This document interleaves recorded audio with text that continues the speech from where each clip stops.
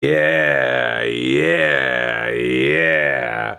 Hi, everyone. Anthony Fantano here, the internet's busiest music nerd, and it's time for the end of List Week 2019. We're here. We made it to the end. Best albums of the year. Top 50 albums of the year. Going to be listing them from 50 to numero uno, as I usually do. Also, as I usually do, I'm going to skate through the first portion of this list and then give more explanation and thoughts as we get closer to the top. 2019 has been a very fruitful musical year, in my opinion, and I think these records reflect that. They are all great, in my opinion, all worth your time. I've done reviews on all of them, so if there's anything I describe or say that piques your interest and you have not heard it before, I encourage you to look it up, go out, give it a shot. So let's start with number 50, a very smart, enjoyable, and cool concept record from Rhapsody with the album Eve. Great production and bars all over this record, with each song being named after or inspired by a black female figure in art, politics. At number 49, we have experimental pop absurdists 100 gecs with their great, fast, somewhat abrasive and manic project 1000 gecs. At number 48, we have one slick, brash, in-your-face, and booty-shaking banger after another Megan Thee Stallion fever. At number 47, we have Australian art punks Tropical Fuckstorm on their second record, Braindrops. With number 46, Malibu Ken, a new collaborative project from producer Tobacco and also Aesop Rock. They meld pretty well on this very scuzzy release. 45, 8-bit rock and electronic epic USA from the band Anamanaguchi. And with 44, a talented quartet of country songwriters convene on the new Highwomen LP. On number 43, we get to see the slightly experimental side of electronic music producer Flume on his Hi, This Is Flume mixtape. And with 42, we have pop punk, but with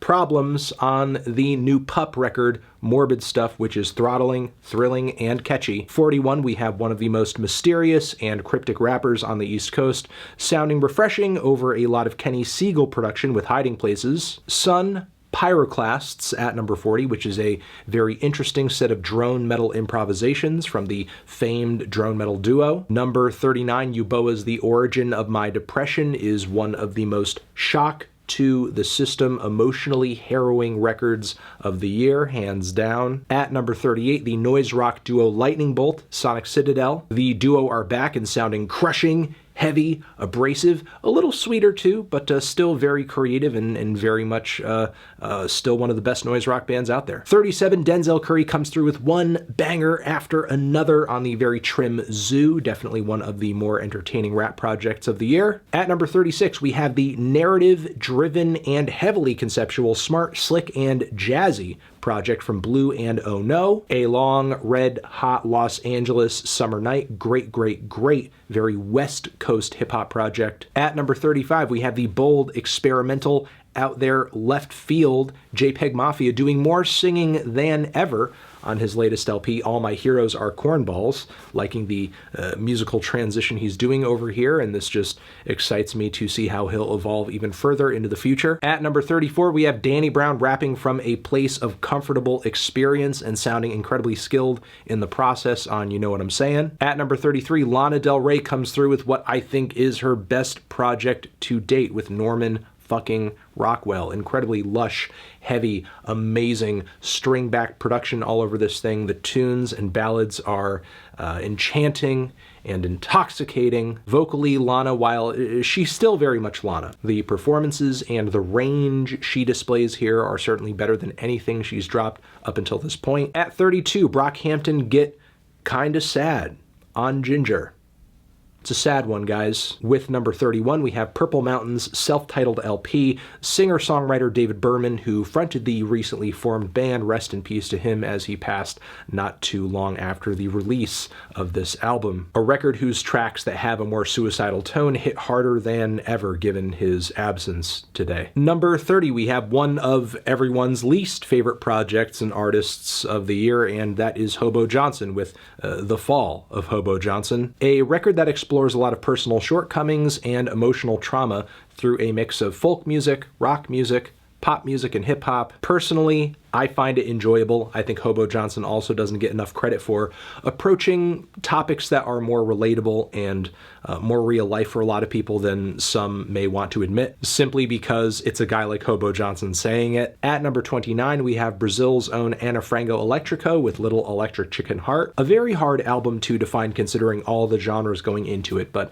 it's a very fun and flirty mix of samba, jazz, some indie, some pop. At number 28, one of the most enjoyable art pop records of the year, Caroline Polachek's Pang. At number 27, one of the most enjoyable pop records of the year, Ariana Grande's Thank You Next. 26, Beyoncé drops Onto Us, a live album of epic proportions spanning pretty much her entire musical catalog. That's Homecoming. At number 25, Freddie, Gibbs, and Madlib team up once again on the record Bandana. While I think Madlib's beats were a little dry on this one, Freddie, lyrically and flow-wise, really shined through. A bit more than he did on Pinata, in my opinion. There are some fans that prefer this one, some that prefer another. I just prefer to hear another record sooner rather than later, because both, in my opinion, are great. At number 24, one of the most thoughtful oddballs in the rap game right now, Quelle Chris, with his album Guns, easily one of his most dreary, sad, and politically charged projects to date. 23, Matmos, Plastic Anniversary, the experimental electronic duo, who are very sample-based by nature, come through with a record of nothing but samples of plastic. And it's pretty genius. With number 22, Clipping drops a horror-inspired record with There Existed an Addiction to Blood. Hip-hop horror greatly inspired by movies and gore and guts and vivid descriptions of grim scenarios. How could your butthole not pucker up a little bit? That was gross. 21, The Comet is Coming, Trust in the Life Force of the Deep Mystery, a great jazz fusion LP that brings so many different genres and sounds and styles into the fold. With number 20, Lizzo, 'Cause I Love You. Love this LP. Great features, performances, production, songwriting, and on top of it, Lizzo effortlessly and flawlessly pulls together elements of hip-hop, pop, soul, and there's not really a weak link in the chain. Sure, there's not like an amazing flow to the track list, and it's really a project of attempted hits, but I don't know, if Lizzo comes through with a record that is a bit more thematic and thoughtful about how it all comes together on the whole, it's gonna hit hard. With number 19, one of the most eccentric voices in Australian music today, Kirin J. Callinan with Return to Center, a great covers album that I think says a lot about Kirin as an artist. Not to mention the concept of this record is hilarious, having purchased every piece of instrumentation on it at Guitar Center and then returning it before the return policy ran out. Everything you heard on this record was quite literally returned to center. And with Kirin having recently tumbled through the court system over in Australia, I think this record is an emotional return to center too. On number 18, we have an amazingly produced, diverse, exciting jazz album with Yaz Ahmed's Polyhymnia. Should also mention the record's female empowerment angle, which informs the record and its music and its progression in a really great way. With number 17, jazz and hip-hop and ambient music, Drone, Plunder Phonics 2, finds itself on the new Slauson Malone LP, A Quiet Farewell, 2016 to 2018. At number 16, we have an artist who basically disproves his album title by coming out with this record. Yeah, there is something great about Britain. It's Slow Tie. A little sad and down in the dumps, though, so I wouldn't jump into this one unless you were ready for a record, a hip-hop record, a quality UK hip-hop record that dives into themes of mental health, while also exploring and addressing some of the socio-political issues that are hurting his country of origin today,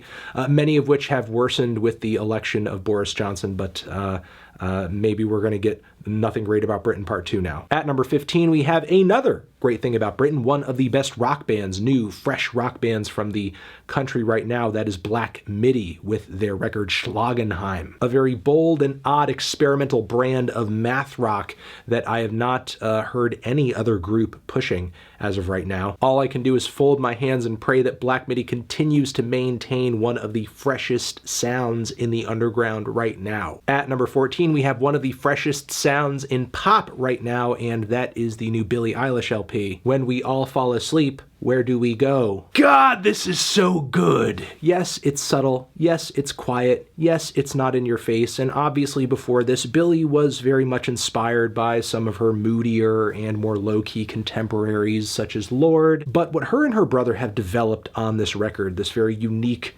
blend of art pop and hip hop and maybe even ASMR, even if there's a part of me thinking, I'm way too old for this shit, it's still just a fresh sound for the genre. At number 13, Australian rock band King Gizzard and the Lizard Wizard make their thrash metal debut on Infest the Rat's Nest, which is also a concept, a narrative album too, about the destruction of the planet and the rich leaving the planet to, I guess, go live happily and with lots of resources on another planet. It doesn't totally end well for them though. Give it a try. Give it a shot. It's a fun one. At number 12, one of the most luscious, gorgeous, and compelling chamber pop records of the year, the most compelling chamber pop record of the year, that is the new Weyes Blood project, Titanic Rising. With number 11, fast, furious Japanese cheerpunks Otoboke Beaver come through with their kind of new album, kind of compilation, Ichikoma Hits. If you want to hear one of the most exciting things in Japanese punk right now,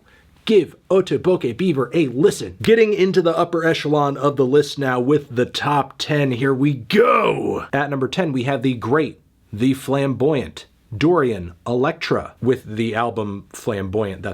I gave the title away early. What a sharp, smart pop record with futuristic production, bends the mind, bends the gender, with super smart, charismatic, catchy songs about love, sex, gender politics, work, violence. Dorian Electra creatively covers the spectrum right now and does it with a flair so few pop artists have at the moment. At number 9, we have Alex Cameron with Miami Memory, a record that honestly I was afraid I would not enjoy, but the more I listen to it, the more I love it. With a great voice, charisma, swagger, songs about love, politics, PC culture, toxic masculinity, even being a stepdad, Alex Cameron shows himself to be one of the best singing, songwriting commentators out there today. At number 8, we have a thrilling, exciting, experimental, and free jazz concept record from Matana Roberts, Coin, Chapter 4, Memphis, a chilling and unsettling project about emotional trauma and memories. With number 7, Hunter Hunt Hendricks brings his experimental metal project Liturgy to a grand culmination on HAQQ, with a beautifully layered and explosive display of what one can only call transcendental black metal. With number 6, it is UK rapper Little Simz with Gray Area, one of the sharpest, smartest, most direct and in-your-face rap records of the year. Great production, great flows, bold personality. I'd say it's one of the best rap records to come out of the UK in a long time. On number 5, we have the deeply unsettling and tortured. So tortured, I think it takes those tortured feelings out on those listening to it. Shushu, Girl with Basket of Fruit. Shushu truly and honestly has a long and storied reputation as being one of the most twisted musical projects, period. And Girl with Basket of Fruit just exceeds anything the band has done up until this point on every front. The abrasiveness of this project, how shocking the lyrics and the vocals are. Furthermore, genre-wise, it's hard to even categorize what this is, because the synths, the post-punk and art pop inspirations that typically fuel many a Shushu project are nowhere to be heard. It is absolutely mind-expanding, mind-blowing, frightening in a way. Maybe the most frightening experience I've had with a popular record since, I guess, Scott Walker's Bish Bosh. An equally freakish and impossible to categorize musical experience. At number 4, an equally disturbing musical experience with Lingua Ignota Caligula. The heavy, industrial, almost classical instrumentation on this record is something to behold, as is the singing, as are the blood-curdling screams. It's easily one of the boldest and most unflinching addresses right in the face of abuse in modern music. For that reason, this record is not going to be an easy listen or even a listen for many people, and that's fine, but this is an experience I personally am never going to forget or want to forget, as what's been conjured here on Caligula is something to behold. With number 3, UK singer-songwriter, experimental folkist, Richard Dawson with his record 2020, a concept record about the not-so-far-away future, a takedown of the modern era, facing down issues of politics, isolation, being overworked as a cog in a capitalist system, also the environment. Nearly everything that ills and is slowly grating away at the fabric of modern society is addressed in some way on this project, and it's done so with wild, eccentric vocals, angular, intricate, and impressive guitar playing, rough, wild, textured, but versatile production, and the whole record links back to Richard Dawson's Peasant record, his previous album, in a really interesting way, which I think thematically addresses a lot of similar issues and concepts, but does so in a weirdly medieval context. At number 2, we have what, in my opinion, is Tyler, the Creator's best album and one of the best breakup albums of the decade, Tyler's IGOR. Not only is the production on this thing colorful and creative and mucky, but stylistically this record sees Tyler transitioning into more notes of soul music, pop music, while still throwing in a few bangers here and there. It is his sweetest, smartest, most narrative-driven, and enjoyable record to date. The way he reinvented himself for this project is a blast, and I can't wait to see what the next stage of evolution brings. Tyler's like a Pokemon at this point. A really cool Pokemon. Which, of course, brings me to my number 1 record. And what is that? What is that record? That is the new Charli XCX record, Charli. Man, pop record of the year, man. Amazing pop record. The future of pop music, in my opinion. A future that I think many people are just not ready for. And not to say that in pop music this is the most experimental thing that has ever happened. No, that's not what I'm saying. That's not what I'm arguing. But as far as making pop music that would thoroughly appeal to the average pop listener goes, while simultaneously experimenting on it to the point where it sounds like nothing else in the mainstream pop field, on that front currently, I think Charli is killing it, and doing so in a way where she is smartly bringing on so many features and producers in the same way that like a hip-hop artist would, and using that to creatively kill it in so many spaces, lanes, avenues, from mountainous anthems like Gone to zany and aggressive, abrasive bangers such as Click, and then to more ballads and mellow cuts, and then just straight dance pop euphoria such as 1999. If you enjoy pop music, in my opinion, Charli has a little something for everybody here. It's so well crafted, every song is immaculately produced. Charli vocally, I think, is on point all over the place. The flow of this thing is great, and it's so much material. It's such a large pop record too. So yeah, Charli XCX. Personally, it's my album of the year. And I think I am going to leave it at that, everyone. Thank you very much for watching. This has been my albums of the year 2019. That's my list. That's what it is. All the projects I mentioned are listed down below.